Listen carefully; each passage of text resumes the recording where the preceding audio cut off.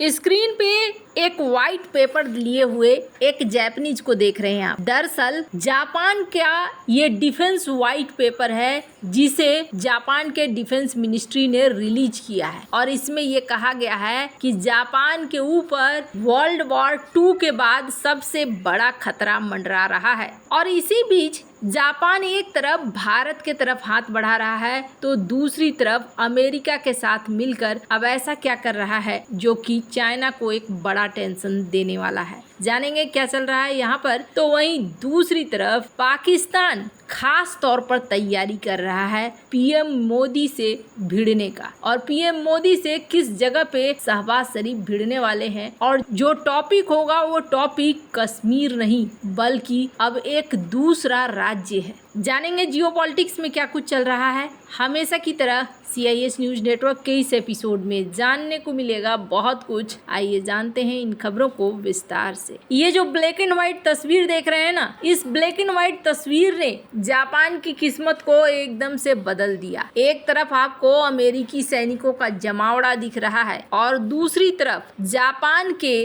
राष्ट्राध्यक्ष दिख रहे हैं जो सरेंडर पे साइन कर रहे हैं और कह रहे हैं कि हाँ जी हम सरेंडर कर रहे हैं, युद्ध हार गए। और इसके बाद अमेरिका ने एग्रीमेंट साइन करवा लिया कि अब आगे तुम डिफेंस की कोई चीजें नहीं बनाओगे। और जापान की मजबूरी थी, उस समय जो कहता वही मानना पड़ता। जापान ने वही माना और जापान ने डिफेंस का काम छोड़ दिया। जो लोग डिफेंस इंडस्ट्री में थे वो इलेक्ट्रॉनिक्स मार्केट में आ गए और फिर वो इलेक्ट्रॉनिक्स में भी कमाल का काम करने लगे। सब कुछ शांति शांति से चल रहा था, लेकिन अब जो डिफेंस रिपोर्ट कह रही है वो डिफेंस व्हाइट पेपर कह रही है कि जापान अब दूसरे विश्व युद्ध के बाद बड़े क्राइसिस में फंस चुका है और जापान को अब तैयार होना होगा, वरना जापान एशिया पैसिफिक रीजन का सबसे बुरा सिक्योरिटी इन्वायरमेंट में इस वक्त जाने वाला है। 572 पेज का ये व्हाइट पेपर है जो जापान के डिफेंस मिनिस्टर मिनोरू कियारा ने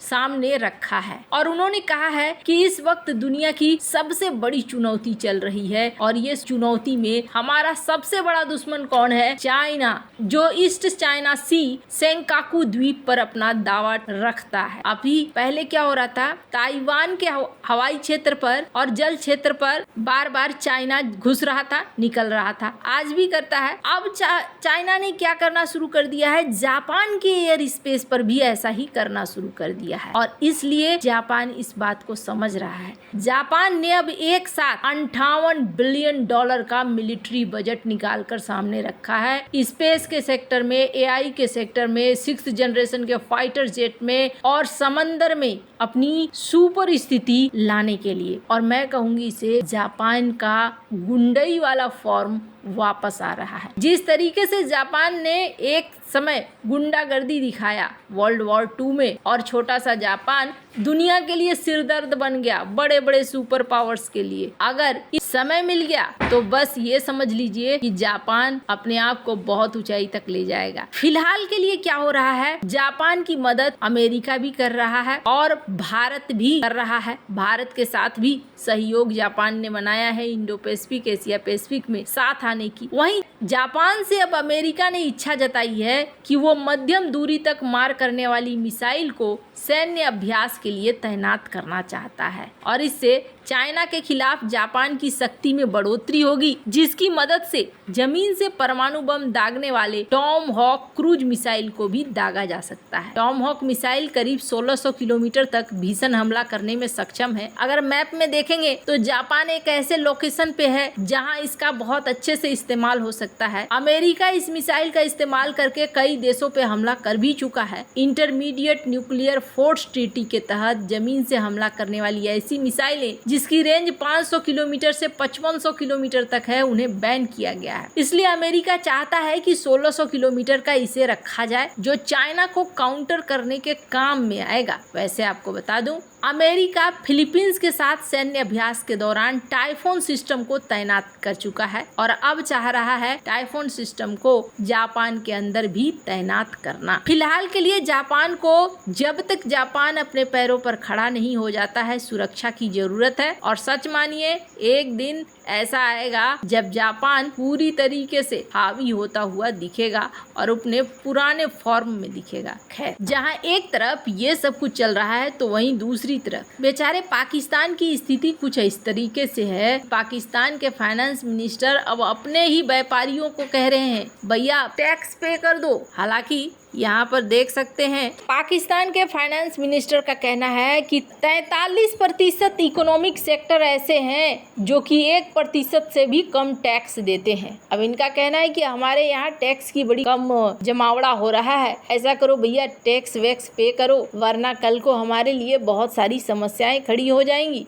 अब ऐसी स्थिति है पाकिस्तान की, लेकिन जरा उनकी मांगे सुनेंगे तो आपको लगेगा कि आखिरकार ये देश चाहता क्या है। अपनी तरक्की के बजाय इसे नई नई चीजें चाहिए। दरअसल हो ये रहा है कि कश्मीर का मुद्दा अब हो गया है पुराना। भारत ने कश्मीर में कई प्रतिनिधियों को भी उतार दिया। लोगों ने भी देखा कि कश्मीर ग्रो कर रहा है, आगे बढ़ चुका है। यहाँ तक कि पीओके के लोग अब ये कह रहे हैं कि देखो उधर के कश्मीर में किस तरीके से बदलाव आ रहा है, हमारे यहाँ समस्या अभी भी वैसी है, हमारे यहाँ समस्या बढ़ती जा रही है। और उनके यहाँ पीओके में भी विरोध हो रहा है। पर अब ये क्या कर रहे हैं, कश्मीर नहीं बल्कि अब जूनागढ़ को लेकर एक तैयारी कर रहे हैं। और इसकी एक झलक देखने को मिली जूनागढ़ मुद्दे को लेकर पाकिस्तानी विदेश कार्यालय की प्रवक्ता मुमताज जहरा बलूच ने कहा। उन्होंने कहा कि भारत ने जूनागढ़ पर अवैध कब्जा किया हुआ है। अपने साप्ताहिक प्रेस ब्रीफिंग के दौरान बोलते हुए मुमताज ने कहा कि जूनागढ़ के बारे में पाकिस्तान का नीतिगत बयान हमेशा साफ रहा है। भारत के गुजरात का एक शहर जिसे 1948 में मिला लिया गया था। उन्होंने दावा किया कि जूनागढ़ को पाकिस्तान में मिला लिया गया था।